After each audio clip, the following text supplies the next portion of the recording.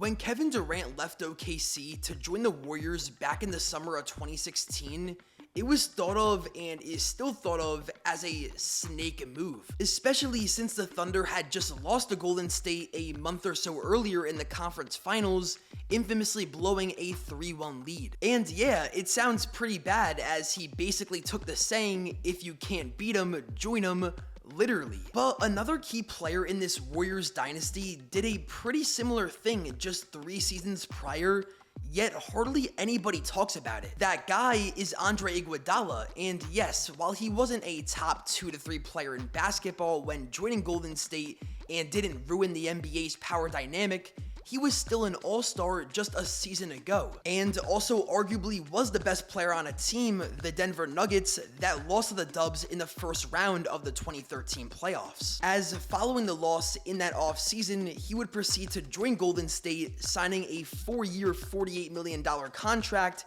via a sign and trade. But before this all happened, let's revisit that 2013 playoff series between the 6-seeded Warriors and surprisingly high 3-seeded Nuggets, who, despite lacking a standout star, were able to piece together an impressive 57-win season where they went 38-3 at home in the Pepsi Center. They were led by the young duo of third-year point guard Ty Lawson and forward Danilo Gallinari, who both averaged 16 points per game, alongside veteran forward Andre Iguodala, who had just been coming off an all-star season with Philly and had been traded to Denver before the season, who put up 13 a night himself. The rest of the starting 5 was filled out by big man Kenneth Faried and trade deadline acquisition from New York, Wilson Chandler. For the Dubs, this was their first year back in the playoffs since the We Believe team in 2007 and the start of a new era with their new big 3. It was a relatively young roster. Draymond and Harrison Barnes were just rookies, Klay was only in his 2nd year, and Steph in his 4th. But they did have some vets in big man Andrew Bogut, who was traded from Milwaukee the prior season,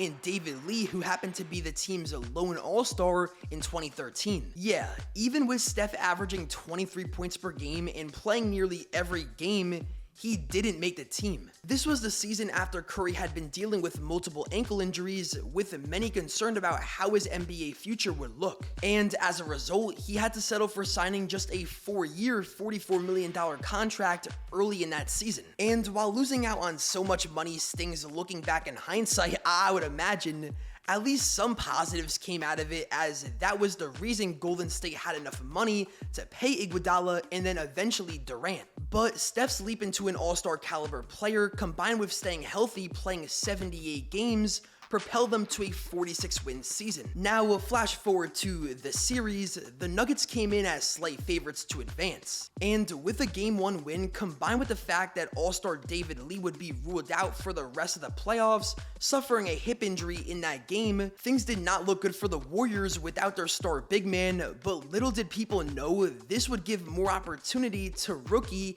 and future Hall of Famer Draymond Green. Golden State would go on to stun Denver in Game 2, handing them just their 4th home loss of the season. And when the series shifted to Oakland, the Dubs took care of home court, winning both games 3 and 4 to take a commanding 3-1 series lead. This is where the Iguodala drama kind of begins, because although he had reportedly been praying with Mark Jackson and a handful of Warriors teammates before every game of the series, which includes games 1 through 4, this wasn't seen as anything suspicious, and as it should be, as this happens more than you think. I mean, just look at the NFL and the prayer circles that take place after every game, usually at midfield.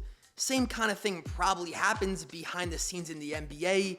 It's just not at midfield for the fans to see. But the point I'm trying to make is it was harmless and no one batted an eye. What really started the talk was after Game 5, where Denver took care of business at home to stay alive in the series. Because in the post-game press conference, Warriors head coach at the time, Mark Jackson, said this about how the Nuggets were playing Steph. Coach, you said that some of the Nuggets tried to hurt Curry. What specifically was happening that you saw? I've got inside information that some people don't like that brand of basketball, and they clearly didn't co-sign it.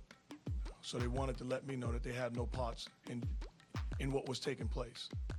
Let the best team win, and let everybody, with the exception of going down because of a freak injury, let everybody leave out of here healthy. The thing he said that got everyone wondering was, "I have insider information." So it seemed clear, given how close Iguodala was with Jackson, that he was the one that told this information to Mark. Golden State would go on to close the series out at home in Game 6, and that would be all we heard on this at the time. Several months later in November, at the start of the 2014-15 season, we would finally hear Nuggets head coach George Karl say he believes Iguodala was Jackson's mole. And in an interview recently in 2020, Karl echoed the same sentiment, saying he had an issue with what Iggy did, calling it negative energy. And it was also revealed that Karl was the one who didn't like that brand of basketball that Steph and the Warriors were playing. I mean, oh, what a shocker. After all, he's known as being one of the most old school coaches in NBA history. So if anything, to me, this just feels like this whole thing only exposed Karl, as Iggy basically said it was his idea to play Steph dirty because he didn't like his style of play. Instead, he really acted like he did something, saying Andre went behind his back. Like no, he actually played really well in that series and did his job, averaging 18 points per game, 8 boards and 5 assists, on 50% from the field and 48% from deep. Iguodala said it himself, he just didn't feel what Karl was doing was right and informed Jackson about it. He wasn't giving away plays or trying to throw the game. Alright, that's going to do it for today's video. I would greatly appreciate it if you could drop a like, as it helps push out this video to more people. If you want to see more content like this, subscribe to the channel, as I'll be uploading 3 NBA videos per week. And if you want to see more content from myself, sub to my shorts channel or drop a follow on TikTok, wherever you consume your short form content. All my links are in the description, which also includes my Twitter and Instagram if you want to drop a follow over there. Alright, I'll see you guys in the next one. Later. With the game on the line, one shot, who would you rather have taking it, Iggy or Curry? Of everyone on Golden State, open shot, fate of the universe on the line, or the Martians have the death beam pointed at Earth, you better hit it. I want Iguodala. Iguodala's got ice water in his veins.